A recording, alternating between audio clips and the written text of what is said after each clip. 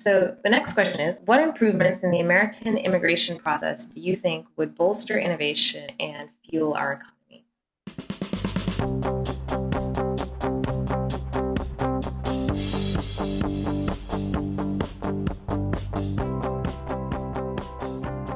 So this is an issue, the immigration issue, that is very near and dear to my heart, and there are a couple of reasons for that. The first is I am a child of immigrants. My parents are from India. They came over from India in '79, 2 years before I was born, and I've seen firsthand how immigrants can impact our country. My parents are both doctors, and they have spent 35 years in this country, um, being great citizens, working really hard to raise their children, to help better their culture and their the American society. And I think that immigrants like them are the backbone of this country. That's what makes this country so great, and I believe sets this country apart from all others. That we are a nation that welcomes the best and the brightest from all different parts of the world. Um, that's the ethos that I was brought up with. And of course, I wouldn't have the life that I've had, and I wouldn't have been able to start the company that I started if America hadn't welcomed my parents into this country. When we co-founded Kush, one of our co-founders was a Chinese immigrant.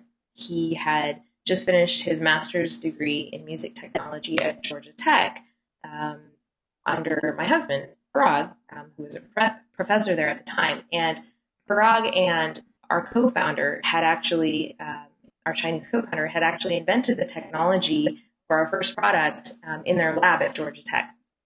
And so we commercialized the technology and decided to turn it into a business. In the beginning, our co-founder had what's called an OPT visa that he got from Georgia Tech. So Georgia Tech, well, not just Georgia Tech, but universities in America have this ability to grant students 1 year to continue to stay in the country and continue to work after they graduate. And so he was able to use that visa to work for us in the first year. However, halfway through that, he had to start thinking about what was next, getting an actual H-1B visa so he could stay in the country. We were a small startup. We had very little funding. We didn't have any revenues. We had, there were four of us in the company. Basically, with that kind of profile, it's almost impossible to get an H-1B visa for an employee or a co-founder in your company.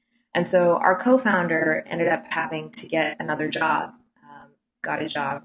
Actually, he ended up getting a job at Apple and had a great job and got an H-1B visa. But we lost our co-founder within the first year of founding our company, and it was devastating to us as a company for that to happen. Ultimately, we worked through it, and obviously we persevered, but it was definitely a blow to us, and it slowed us down, and it could have been catastrophic. And I think it's just a real shame that